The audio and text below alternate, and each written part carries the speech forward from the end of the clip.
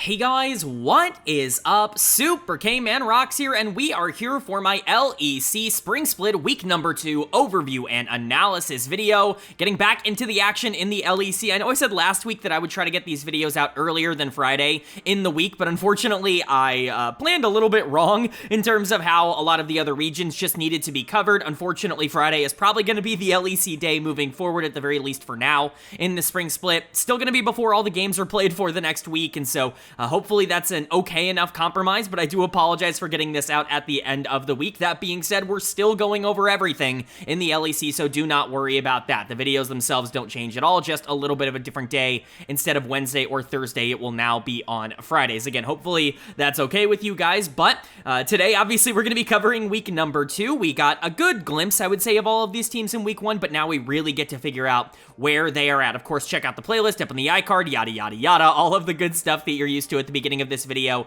I don't want to waste you guys' time. Let's get into the content. If you are new here, what we are going to do is go series by series, talking about the advantages and the disadvantages that each team was able to generate. I'll be giving a player of the series and a dud of the series for each series that we cover, and at the end of the week, I will be giving a player of the week and a dud of the week to tie everything into a nice, neat little bow. As per usual, we will also be updating my personal power rankings at the end of the video as well, from number 1 to number 10, but most of today will be spent talking about the 7 best of 3s that we got in the regular season. So, without further ado, let's jump into the review for day number 1. Of course, day 1, kind of the long day here on Saturday with 3 best of 3s rather than 2, and we kicked it off with one of the bigger upsets of the entire week. It was Rogue taking on Team Vitality, and Rogue is going to pick up the 2-0 victory. Not only do they win this series and kind of prove that they are a little bit more competitive than maybe I gave them credit for last week, but Vitality doesn't pick up a single game against Rogue, and quite frankly, they looked really bad in that second game. It's pretty clear where things kind of went wrong for Vitality, which is obviously something we will talk about, but I want to kind of talk about Rogue first and just the general outlook of this team. They are better than they were in Winter. I don't even think that's really all that up for debate. I know that they also won a series in the Winter Split, or won a game, I guess, in the best of 1 stage of the Winter Split and still finished bottom 2, but I think that there is so much more to like about how this team is playing right now. First of all, I think Larson, while he still is incredibly slow, is playing a lot better and certainly is playing a lot more,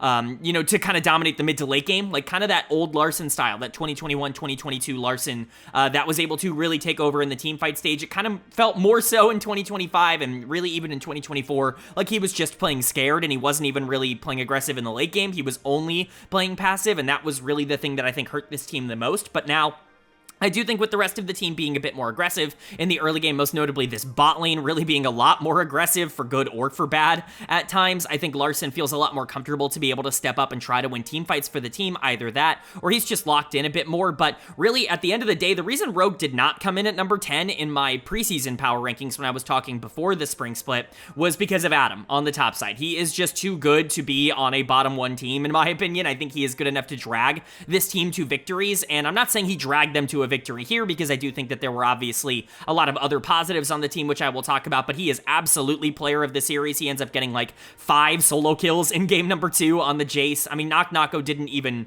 stand a chance, so we'll just say throughout the entirety of that second game, it's not like he was good in game number 1 either. Adam just absolutely decimated him, and this is the kind of performance that leads you to believe that like Rogue is just not the bottom 1 in the LEC. Now, it's kind of hard to figure out who bottom 1 is right now, because every single team I think has shown something at this point. Rogue ends up picking up a good win here. SK obviously wins last week. Team Heretics showed a lot more, not only last week, but in the weeks prior. I mean, they just beat Rogue, and so it's difficult to really get an idea of who bottom 1 could be, but Adam is just too good to really be in that conversation. The Rumble game was underratedly really good from him in game number 1, even if I don't think he was the main character of that first game, and then obviously the Jace is really what he's getting this player of the series for, but I'm still a huge fan of Adam. I still think he can come out and absolutely dominate. He's not going to be consistent really at all. I think that's definitely the word I was looking for, but you can sacrifice a bit of consistency for upside that nobody else on this team really has. Like, maybe there is a world where Larson can take over a game. He kind of did it in game number 1 on the Yone. Like I said, some really good team fighting, some really good mid-game plays coming in from him. That's something we haven't seen a ton. Patrick, I think, was really good in this series, if only because I think he's completely abandoned his entire play style to just be a little bit more YOLO-y. He was awful in the Winter Split, and I think he kind of said, screw it. Like, if me playing slow and scared and passive passive and the style that has worked for me over the course of my career isn't going to work anymore, if I'm not the kind of player that can survive to the late game like that anymore, then why don't I just play completely out of my mind, like be an absolute psychopath on the Rift? And so far, it's been way better. Like, he's performed way better in the spring split than he did in winter. He was really good in this series, certainly better than Karzi on the other side of this matchup. Execute, I think, enabled that. Malring was totally fine on 2 tanks throughout this series. Like, Rogue is able to combo off of Adam doing well on the top side very well, but at the end of the day, Adam is the star on this team. He's the main character of Rogue, in my opinion, and I think a lot of their wins are going to come through him.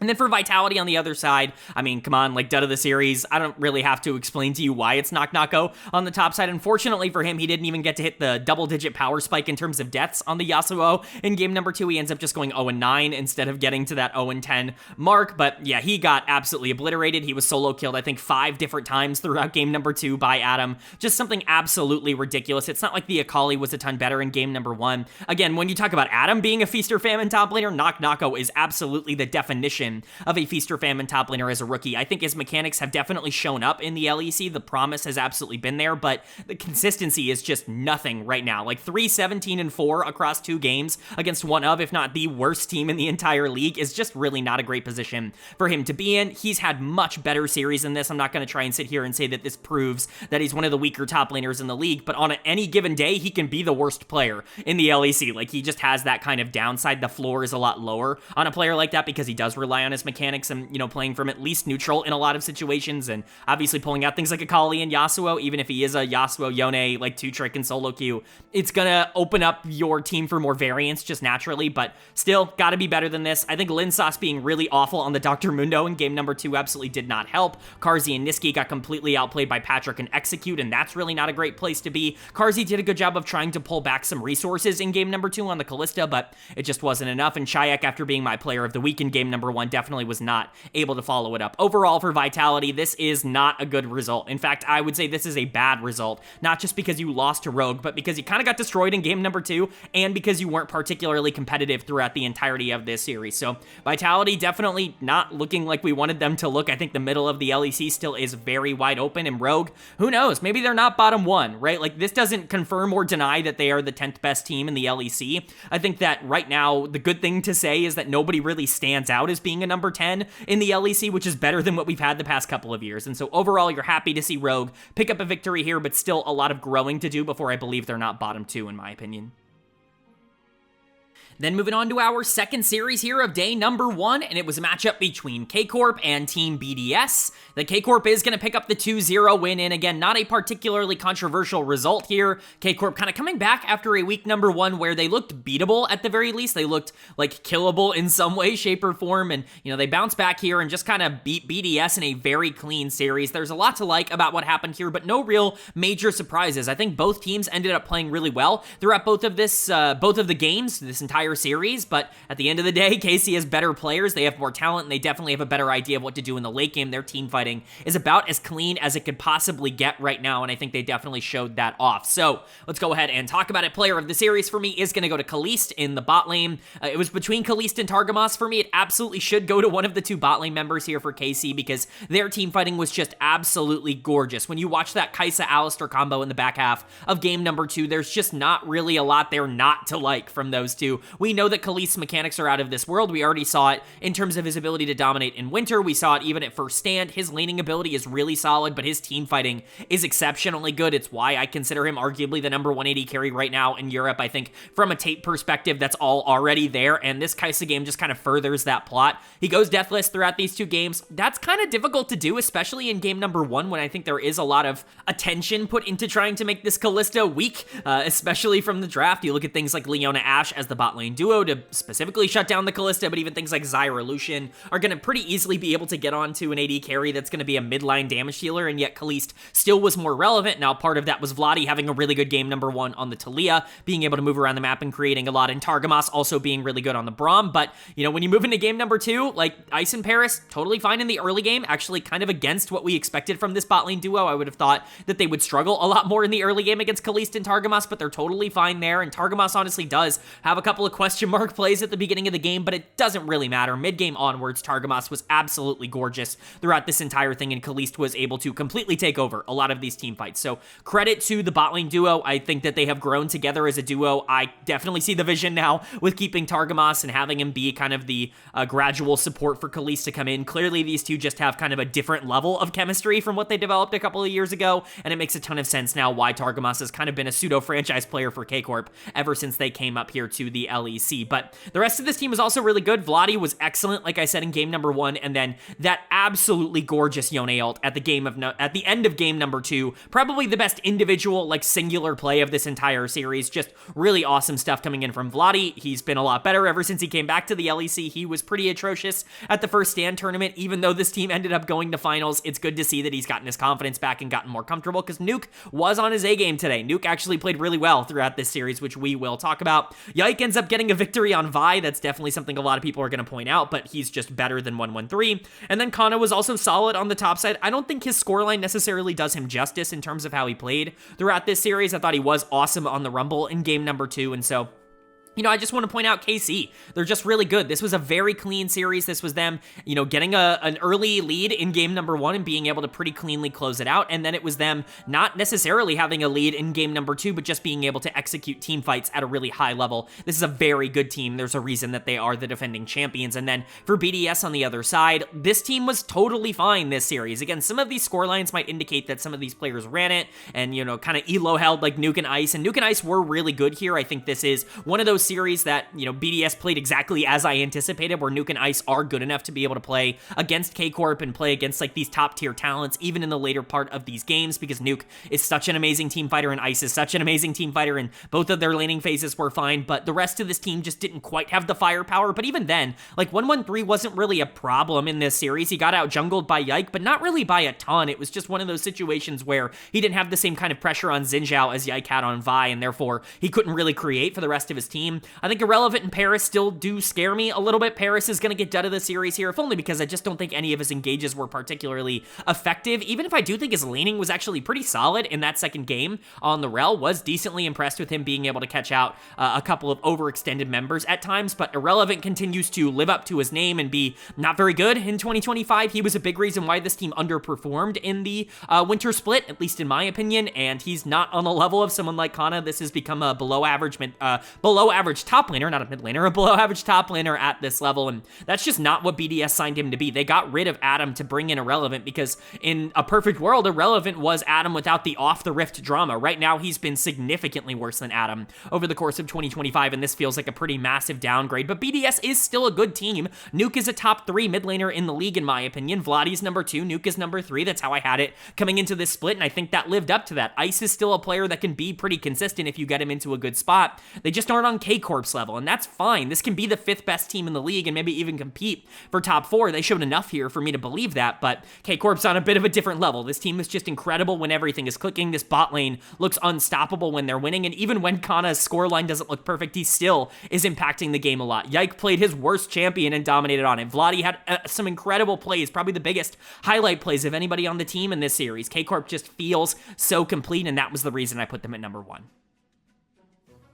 But then moving on to our third series of day number 1, our last series of the first day here, and it was Team Heretics taking on G2 Esports.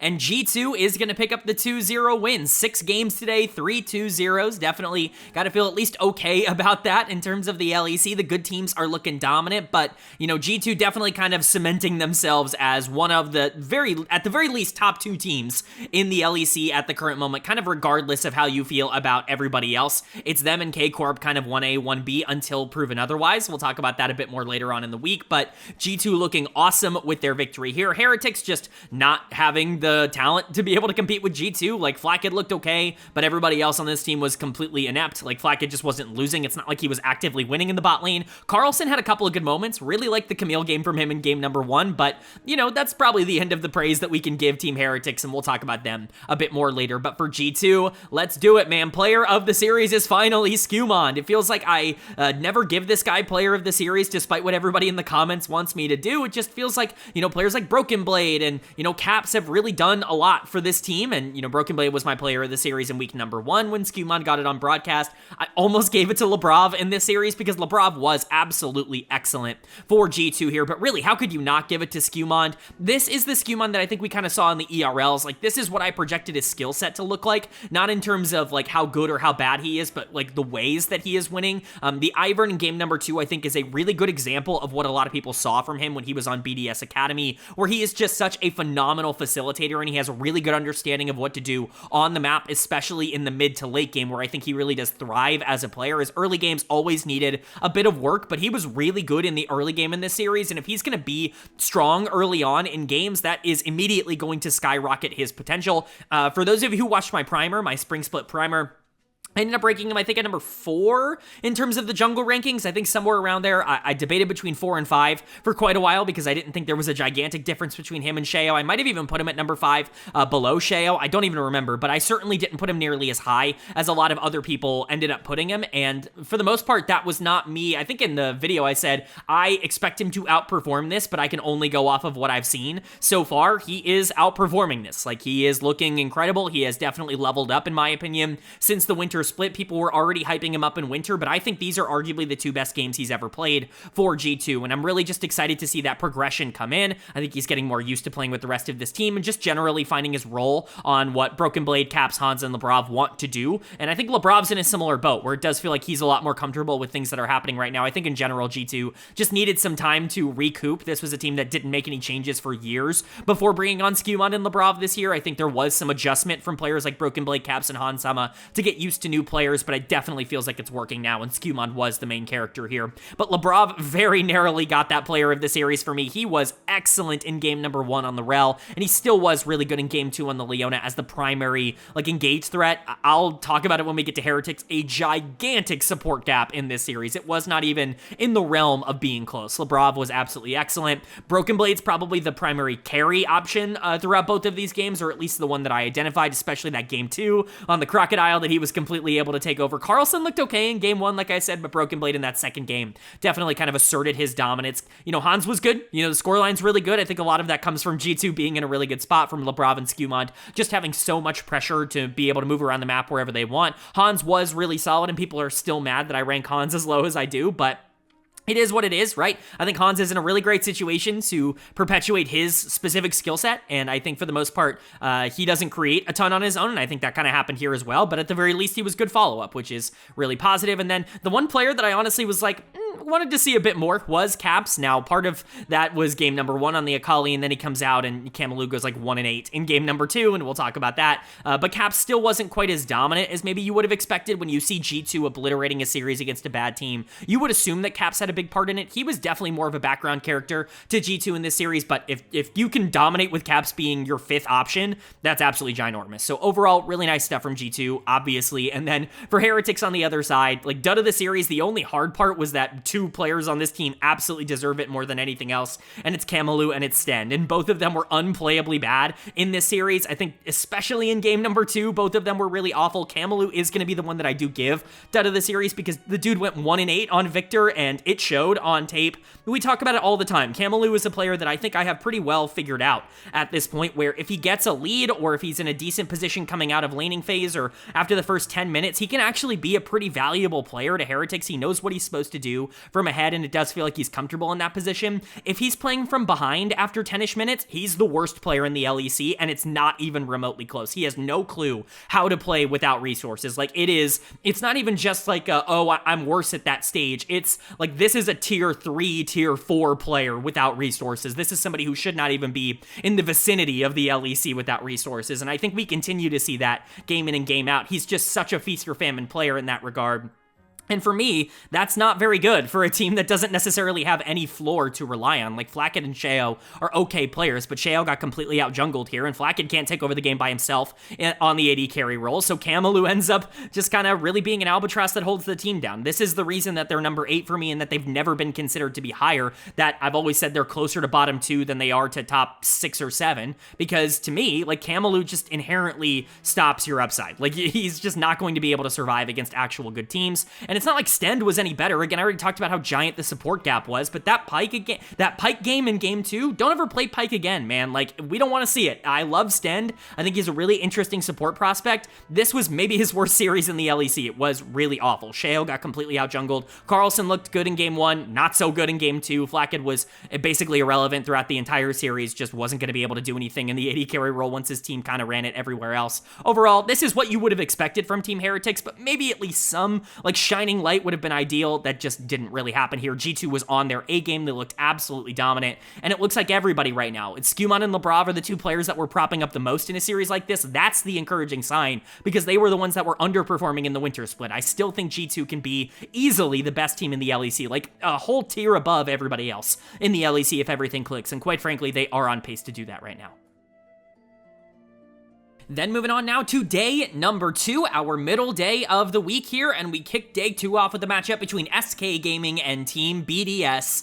That BDS is going to pick up a victory, and how can SK possibly win this series when it's their academy team going up against BDS? Obviously, all jokes aside, with GIANTX, Reeker, and Kadui on SK, you know, this is basically a BDS versus BDS academy matchup. Paris is on BDS now. The only member missing is obviously Skumond on G2, but it's nice to see a lot of these guys on the same rift again, even if it's against each other. But BDS is definitely the better of these two teams. I was very hesitant about putting SK higher up in my power rankings after last week, even though they beat Fnatic, because that win just was not real. Like, Reeker completely outplayed Humanoid, and while Humanoid is definitely prone to do that, and Reeker I think was honestly fine in this series, was really the only one attempting to do anything throughout a majority of these games. Like, Kadui I guess was generally fine. There was just some inherent, like, returning back to earth that I expected from some of these players, and that's exactly what we got in this matchup against BDS. But to BDS's credit, they took advantage of it, and this is a really good team. They have a lot going for them. You can't sit here and say that they're not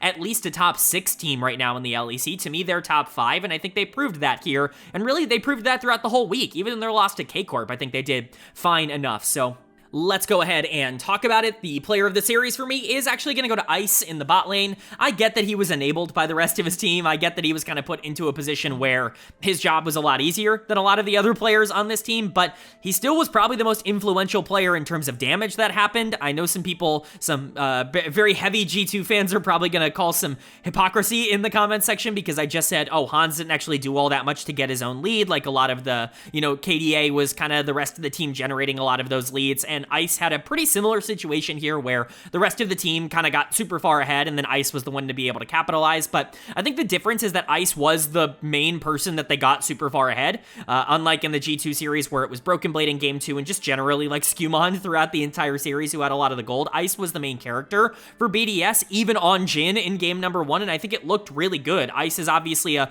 great player when he gets to play from a neutral state. He is a phenomenal team fighter, a really great positioner. When we were talking about him as the potential best AD carry in the league coming into the year, I think a lot of that was centered around the fact that he's just so consistent in the back half of games with resources, and that's exactly what he was able to do here. He was able to generate his own lead in game number 2, a little bit more than he was in game number 1, but for the most part, he just played within structure, did everything he was supposed to do, and became the main character for this team to be able to take over, and that was the impressive thing. I think Broadcast ended up giving player of the series to 113 in the jungle. You're certainly not going to be hearing any 113 hate from me. I've obviously been on this guy's bandwagon for a little bit now, but I'm a big fan of 113. I think his ability to play facilitators is just better than he gets credit for. I think a lot of people talk about him as if he's an only carry kind of jungler, and I do think he is better on carries. I think he's better when he gets to play things like Xin Zhao and Lilia and be able to control a lot of the tempo. It's why I was interested when Bukata ended up taking that Lilia away in game number 1, but the Maokai was excellent in game number 2 as a setup piece. He was awesome on the Skarner in game number 1. He fit the rest of what this team wanted to do, and again, he's also been getting better. I get that Skumond is taking a lot of the headlines because he's on a better team, and he probably is a little bit better right now than 113, but both of these guys have improved a ton since the start of the year, and I want to give 113 that level of credit. Nuke is one of the best mid laners in the entire league, and he continues to prove that pretty consistently. Paris had some phenomenal setups here on the Rel and the Alistair. Again, engaged threats are going to be what Paris does at a high level. He is a playmaker first and foremost, and the support gap here was pretty ginormous. And then top gap was also pretty big. Irrelevant was really good on the Gnar and the Gwen. I would actually argue that this might be his best series of the entire year up until this point. He really hasn't been able to take over games in any sort of conceivable way, and while he wasn't the main character here for BDS, he certainly did a lot of interesting and good things, and GIANTX really had a bad series on the other side. So credit to BDS, basically good everywhere, basically better than SK everywhere, and that's what you want to see. And then for SK on the other side, they just are not what they were in week number 1. That was a fallacy, that was a mirage. In terms of what SK actually is as a team, this is the version we remember. This is the Loopy I remember, getting done to the series on Leona and Nautilus, accomplishing basically nothing throughout the entirety of these 2 games, just being really bad, constantly being out of position, not really creating or actively pushing the game forward in any meaningful way, like a below 1 KDA, just something absolutely atrocious. That's what Loopy was able to offer here, and that's the version of him that we got used to in the winter split. That's why we were so stunned that they took Rahel out of this team and not Loopy. Like, I get Kadui getting a spot in the LEC, especially with Reeker and GIANTX, and hoping that some of that BDS Academy synergy ends up coming through. That's totally fine by me, but if you're going to bring Kadui in, you need to get rid of both of the bot lane players. Maybe just because he signed a contract so recently, they weren't able to get him out after 1 split, whereas Rahel maybe was a little bit more foregoable because of, you know, they had him last year, but Loopy is not an LEC caliber player. He has never been an LEC caliber player, and I think that gets proven over and over again. Kadui also got outplayed, but he was not the problem here. Ice just was really good, and so was Paris. GIANTX is the other player that I think was really bad in this series. Irrelevant, completely outplayed him, and GIANTX, you know, the one thing that's kind of going for him as a player so far in 2025 is that he still has been okay in lane. He's been fine in the 1v1s, especially when he gets things like Jace. He just has no idea what to do with that champion in the back half of games, but if he's going to be losing in lane to someone like Irrelevant, it's doomed. Like, it's completely unplayable for him moving forward. That's like his only, you know, tier 1 level trait at the current moment, and it's not good if that's gone. Bukata definitely got out jungled here. It actually wasn't even remotely close. I considered him for dead of the series, but, you know, I do want to give him some sort of breathing room because he is still a rookie coming into a pretty terrible situation, but he did not look nearly as good as he did in week 1. And Reeker, I think, was the only player even attempting to make any plays in the middle of the map. The Yone in particular, I think, was totally solid. The Hui was much worse in game number 2, but at least he was attempting to do something, and that's, you know, that carried over from week number 1. I think he's right now the best player on SK Gaming, which is certainly not saying a lot, but this is still, at the moment, a bottom 2 team. I was probably right to keep them in the bottom 2, and BDS is just significantly better than them. I do think this is a top 5 team at the current moment. I think they proved that in their loss to K-Corp with how stable and consistent they were throughout that series, and then I think they proved that here by dominating SK Gaming. This is genuinely a good team that's getting better by the day, and I wouldn't be surprised, once again, if BDS is a team that at some point can contend for top 4. But then moving on to our second series of day number 2, and of course this is the outcome. Is anyone even really all that surprised? It was Fnatic taking on K-Corp, and of course Fnatic ends up picking up the victory, 2-1 in this series. They lose to SK Gaming, what a lot of people consider to be one of, if not the worst team in the entire league in week number 1, and then they go out and they destroy K-Corp. I say destroy because games 2 and 3 were not close. Like, they were the better team by a considerable margin in the back half of this series. It was really just game 1 where it felt like K-Corp felt comfortable at all on stage today, but Fnatic just looks incredible, and they can do this at any point in time. They can just flip that switch and immediately be the best team in the LEC. We saw that last split as well in winter when they were easily the number 1 team in the LEC in the regular season. They just couldn't carry that through into the playoffs because their inconsistency was a little bit too much. This doesn't change my opinion on Fnatic at all, and I know that's going to feel weird to say, but I don't feel any different about Fnatic right now than I did last week, than I did before last week. This team is in the exact same spot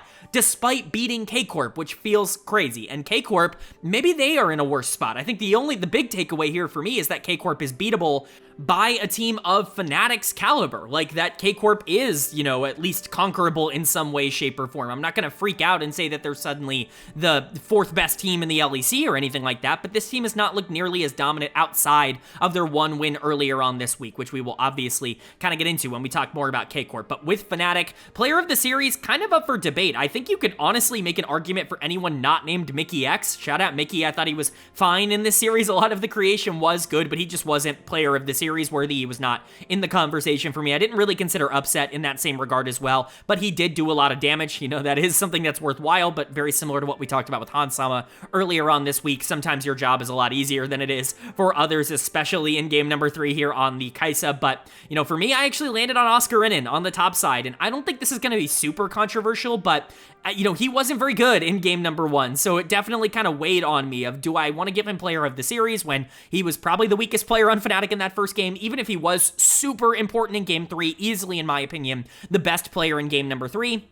I ended up landing on yes, because I valued the wins more than the losses here, and I do think in both games 2 and 3, he was arguably the best player on Fnatic, and so I ended up giving it to him. If you want to give this to Razork, because he was kind of the creator and the facilitator throughout the back half of this series, really outplayed Yike at the end there, I think that's definitely valid. Humanoid was probably the main, aggressive damage dealer, especially in that second game on the Victor. Really good stuff from him, but Oscarinin, to me, just kind of separated himself in terms of what he was capable of doing in game 3, and honestly, I can't even deny it anymore. This guy's just one of the best top laners in Europe. I've been anti-Oscarinin because of the quote-unquote consistency, and while I definitely stand by that take from what his tape has been throughout the entire rest of his career, that's just not been true so far in 2025, and I think we have a big enough sample size to really say that he is playing the best league of his entire career, and that this is a leap and not so much just a small stretch of time where he's actually just playing well, because he's always had good games. He's always had games of this caliber against good players. He's just not been able to do it over and over and over again. He'll kind of have to mix in some of the bad ones to get the good ones out of there, but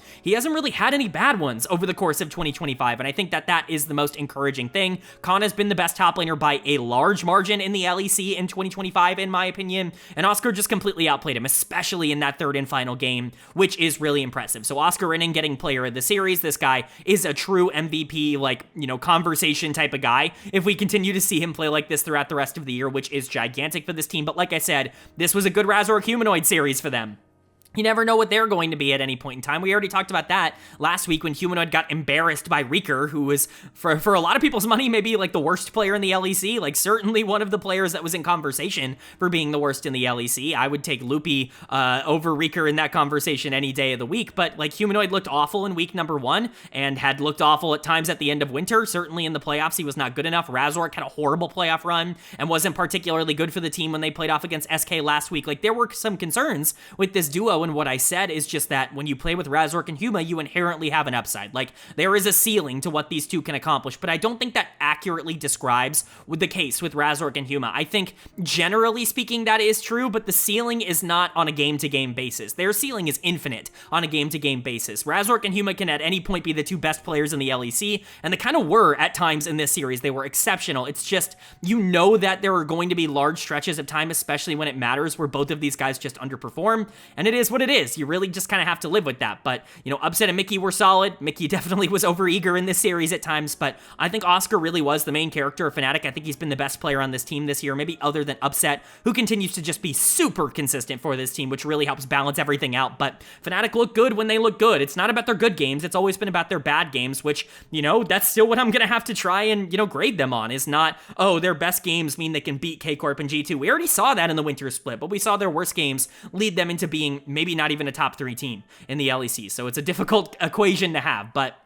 for K-Corp on the other side, what happened here, man? You're supposed to win this. You absolutely are supposed to win this. And I get that Fnatic really stepped up and played well, but the concern for me is that you basically took all of your comfort picks in game number 1. You took the Jace for Kana, which he's dominated on. You took the Alistar for Targamas, which has been easily his best champion this year. You took Nefiri, which has basically been unbeatable. Vladi's very good on Talia. It feels very K-Corp in terms of the draft in game 1. And then slowly but surely, Fearless kind of shows that, oh, maybe their champion pools are a little bit worse. I hate Corky mid, and I really think it kind of put them in a bad spot in game number 2 to be able to establish pressure. And then game 3, they just got outplayed. Game 2, they got outplayed as well. I'm certainly not trying to say that, but game 3 was definitely worse in that regard, and I think you can point to multiple players for that, but I'm going to give dud of the series to Targamas in the support position. That Nautilus was awful in game number 3, easily his worst game of the entire split up until this point. Targamas has been so good in 2025, truly an upper tier support, that it's frustrating when you see those old Targamas habits come back out in situations where the team is losing, because you honestly think he should just be above and better than that, and right now he just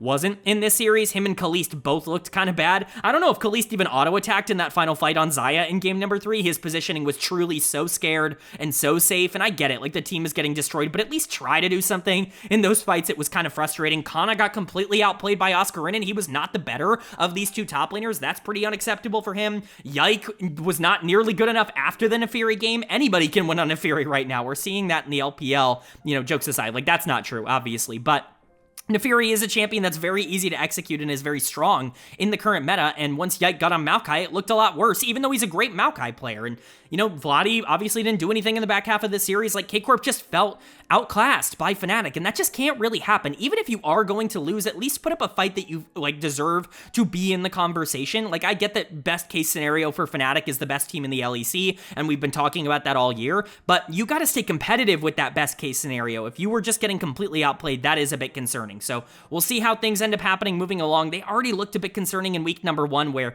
they won, but not in dominant fashion. Maybe it's just fatigue. They went a long way to Korea. They had to basically play as soon as they got there, and that was a long tournament for them. Not only did they make finals, but they had to overcome a lot of mental, you know, gymnastics. I think they need a break, and unfortunately, they just don't really get one right now. But nice win for Fnatic. Again, I don't really think this changes my outlook on the team all that much, even though that might frustrate people. Fnatic is Fnatic. Their ceiling is infinite on a game-to-game basis. Their overall production is going to be somewhere around the second or the third best team in the league. I just don't know if this is the number 1 team in the league, although the kind of performance they put on today shows that they can be that. Oscar has looked tremendous, and I think Oscar and Upset as a carry duo right now feel incredible. If Razork and Huma can just be a little bit more consistent, they can be the best team in the league. But then moving on to our third and final day of action here in week number 2, and we kicked off day 3 with a matchup between Rogue and GIANTX, where GIANTX is going to pick up a victory here, their first of the spring split. They obviously went 0-2 in week number 1. They looked pretty bad, all things considered. The top side of this map was basically unplayable. Jackie's really never felt like he got going, and even with Noah and Jun being a really solid 2v2 down in the bot lane, it just kind of felt like things weren't destined to go well for GX. It's why they moved all the way down to number 7 in my power rankings. It felt like they were a top 8 team, but I didn't know they were going to be a playoff team. I didn't know if they were going to be a playoff team after what they showed at the beginning of spring, but this was definitely a lot better. They were better in this series, even if Rogue had a lot going for them. I definitely think there are some takeaways here for Rogue that are positive, that aren't, you know, particularly negative. But game 1 probably should have been won by Rogue, but it was kind of a clown fiesta, and then game 2, they obviously got kind of run off the rift, but there were definitely takeaways here for Rogue that weren't quite as negative, but overall, GX was the better team, and they're walking away with a win because of that. So let's go ahead and go over it. Player of the series for me is going to go to Jun in the support position. Jun is incredible. I've been hyping this guy up for basically the last, I don't want to say like year and a half, but that seems about right. Like, I was super anti-Jun when he got picked up by Fnatic the first time because he was awful in the LCK. He was part of one of the worst bot lanes in LCK history, as far as I'm aware, with him and Taiyun, where it just felt like everything was becoming an absolute disaster for them. He comes over here to the LEC and is kind of what we thought he was going to be, pretty lackluster at the start, didn't really, you know, start very strong in the winter split of 2024, and then spring came around and he was one of the best players in the spring playoffs, like actively carried Fnatic to MSI. He was great at MSI, and he was phenomenal in the summer split, was great at Worlds, and, you know, comes over here to GX now because they do want to try to go, or Fnatic wants to go in a different direction. They end up having Mickey X be a possibility, and obviously they're going to take Mickey over Jun. I think that's the only acceptable answer, quite frankly, in terms of taking players over Jun, but you know, Jun is still a good player. That shouldn't tell you that he's not very good. Him and Noah are one of the best bot lanes in the LEC. I've said it all year long. If they were on a better team, they'd be getting a lot more publicity for it, but they are the hard carries of GX, and they continue to be excellent. Jun is a playmaker first and foremost, and he is a top 2 support in the LEC for me. I would take him over a lot of the other players that I think people would be considering in that role right now. I would take him over Targamas. I would take him over Lebrov on G2. I think the only player I probably wouldn't take him over right now is Mickey X, and that's just because Mickey's upside is incredibly high, but Jun might be the most stable and consistent support in the entire region at the current moment, and I just don't know if he's getting that kind of credit. This guy is incredible, but the main damage carry of this series was Jackie's coming out of the mid lane. Really nice to see him actually just play well. Like, Larson was okay, still very passive, not really doing anything, especially in game number 2 when he was off of the Talia, where he's just not really playing the map at all, but Jackie still had to go out and actively get resources and actively generate his own leads, and he still was able to do that, so credit to him. This is probably his best series in quite a while, certainly the best one I can remember in a little while. Noah continues to be really good as a secondary carry. That's the perfect role for Noah. I think the unfortunate thing for GX is that Noah is easily their most consistent, like, primary option as a carry, and I just don't think he's ever built to be that guy from a game-to-game basis. I think he's awesome as a secondary carry, though, still a top, you know, 3 or a top 480 carry, in my opinion, in the LEC. It's the top side of the map that just needs to be able to stabilize. Lot was unplayable last week. He was better than that for sure in this series. Adam is a good player, and Lot was able to at least go up against him. Isma was really bad in his GX debut, kind of taking over for closer. He certainly still wasn't perfect here, a little bit overeager at times, but as a facilitator, definitely felt a lot more comfortable now that he's gotten some time to practice with the rest of the team. Overall, I think GX is going to get better, and I do think that there is a conversation that they are top 6 right now, because I think that fight for top 6 is actually going to be pretty difficult to go for, but a lot of that is off the back of me just really trusting Noah and Jun in the bot lane and hoping and praying that the rest of this team can come around. And then for Rogue on the other side, they are who they are. Like, I want to give them credit for game 1 because they did actually do a lot of good things in game 1. Larson was actually pretty solid on the Taliyah, was moving around the map, was creating. Patrick continues to be really aggressive on things like the Varus. I was excited about what they were showing. I think generally it was a good game. They just weren't able to close it out. They team fought a little bit worse in the back half of the game, and that's why they ended up losing. I mean, look at their comp. It's going to be a lot more difficult for Jace and Varus and Taliyah to be able to win a 5v5 than it is for, you know, Orianna Corki with Gwen. Like, obviously, one of these teams is a little bit more set up to be able to win in the back half of the game, and that's what ended up shifting the tide. Game 2 was obviously a lot worse for Rogue, and that's where dud of the series comes in for Malrang for me, where that Jarvan was just atrocious in game number 2, in my opinion, constantly out of position, constantly getting caught out. I think Jarvan is playable at this level. I think I talked about this last week here in the LEC. There are moments where I think Jarvan can do some work, and Malrang is obviously a big Jarvan fan. He's played a lot of this champion, but he was not good in terms of his decision-making in game number 2, and I think that's really where Rogue ended up being, you know, really behind the 8 ball, we'll just say. Adam was trying to play really aggro on the Olaf and just didn't have the prio in the jungle to be able to get away with it. Patrick and Execute definitely played worse in game 2 than they did in game number 1, and Larson was basically non-existent. He was an NPC, a minion, for the entire game on the Victor. He was doing damage, it just didn't matter. He was not even willing to try and play the map. This is what happens when Rogue is losing and Larson is in the mid lane. That's just kind of how things go. But overall, Rogue is better than we thought they were. This might not even be a bottom 1 team right now in the LEC, but GX is solid enough. They have enough good pieces. Jun is exceptionally good and deserves to be on a team that's trying to go to Worlds, and Noah's probably in the same boat. The problem is this team just isn't particularly consistent. That being said, they were able to make the most of it in the back half of this series, and at the end of the day, picking up a win is the most important thing. They're fighting it out to try to get top 6. This was obviously a necessary win to move in that direction, but this is just the start. You need to be able to keep this momentum up. But that's going to bring us to our final series of the week here in week number 2, and it was a matchup between Team Heretics and Movistar Koi that Koi is going to pick up a victory in. They go 2-0 in this one, and they look by far like the better team. This was not even remotely close. This is the Koi we were expecting. I get that their week 1 schedule was miserably difficult, that they obviously ran into probably the hardest part of their entire split right at the beginning, but at the end of the day, you needed to look a lot more competitive, in my opinion, than what you actually looked like. I was concerned about this team moving forward. I actually do feel that number 4 is kind of an open spot right now in the LEC. I think it's takeable by teams like BDS if they're going to continue on the trajectory that they're on, but Koi kind of coming out here and saying, let's cool the jets. We are still very good, especially when we play against teams that aren't the clear-cut top 3 in the LEC, and that's, you know, what they did here, because Team Heretics was not even remotely close. They got completely outplayed in this one. There are some takeaways. Once again, Flackid's a good player, and I think in a better situation, he would look like a really good player, but there's just not a lot you can do here for Heretics. It's not a great look. The 2 bad players this week were really bad for them, so we'll talk about that as we move forward. But starting, of course, with Koi, player of the series is going to go to Jojo Pume in the mid lane. Finally, a series not only where Jojo Pume pops off and looks really good, because he has been good at times. His laning stats are totally fine. They're what you would have expected from him coming over from North America, but it's his mid and late game decisions that have been really detrimental to Koi as a whole, and I think it's his lack of synergy with the rest of this team that's really kind of brought them down. It's made Elyoya look worse. I think it's definitely made Alvaro at times look worse, and I think generally it just never really felt like he was on the same page as the rest of this team. But he comes out here, and not only is he already able to win lane, because Kamalu is just not the kind of player that has the mechanical skill to go up against Jojo Pume, who is arguably the most mechanically talented mid laner in the whole region, but him and Elyoya are actually playing off of each each other, and they're actually trying to 2v2 a lot of the mid game, and now all of a sudden Koi looks basically unbeatable. That's really the secret sauce here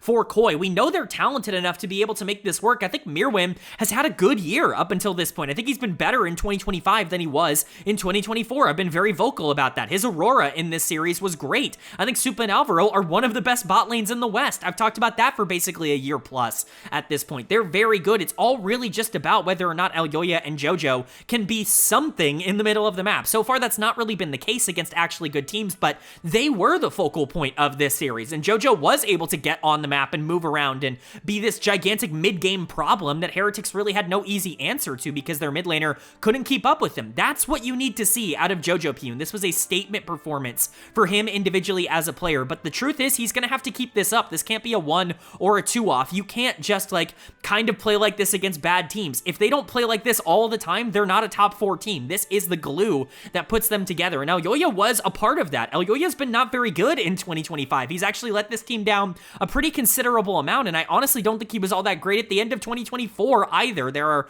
real concerns about the trajectory he's been on since summer of last year, but once again, we're finally seeing a time where him and JoJo seem to have some semblance of chemistry, which they've not shown really at all this year. So hopefully they're going to be able to keep this up, especially in the mid game, because again, that's the secret sauce. Supa and Alvaro are already really good, and they were once again really good in this series. Mirwin's Aurora, like I said, was absolutely tremendous in game number 2, and I think he's playing better now than he has at any point in his entire career, but it all really comes down to whether or not Elyoya and JoJo Pyun can be as strong as they were here. If they can compete for top 2 or top 3. I firmly believe that this can be a team that goes international this year, but they need Elyoya and JoJo to be on that same page. But for Heretics on the other side, Camelou and Stend, like, I hate to just simplify the problem. Flakked was really good here, but those players just felt like they were a little bit outclassed across this entire week. Camelou is once again going to get dud of the series. I didn't have to think about this one really at all. He got Flame Horizoned, and that's a disaster as a mid laner, and I get it, right? Like, I hate to continue to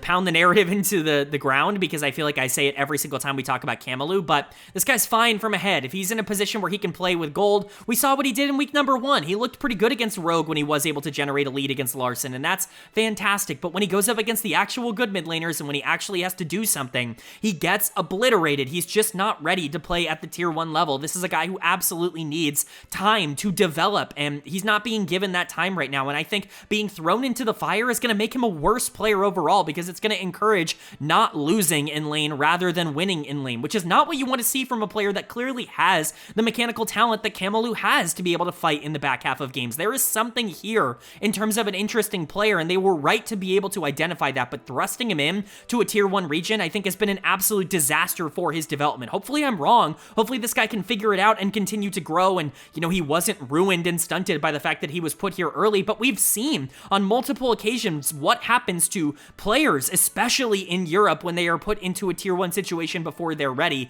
113's reputation is recovering right now. I don't think Dior's reputation is ever going to recover. You think that guy's ever going to get a tier 1 job ever again? I don't think so, and you know what? That might happen to Camelou, right? Like, I see so many parallels between Dior and Camelou. Like, Jackie's is great, and it's really cool that, you know, GX was able to find a player like that and be able to make it work year number 1. You can't count on that being consistent in any form, and Camelou continues to, I guess, get a little bit embarrassed, quite frankly, at this level. And Stend was also not very good this week. Probably his worst week as a pro so far. Heretics in general just looked completely outclassed. Sheo didn't play particularly well. Carlson was definitely not the better top laner here. Flakked tried to play out game number 2, but look at this draft in game 2. What is Draven ever supposed to do here? There is no peel at all for Draven. Like, what are we even trying to do in game number 2? It just feels like everything is going wrong this week for Heretics. Hopefully they're going to be able to bounce back. This has not really felt like a bottom 2 team all year long up until this point, but this split, or I guess this week in particular, really kind of made me question whether or not they're going to be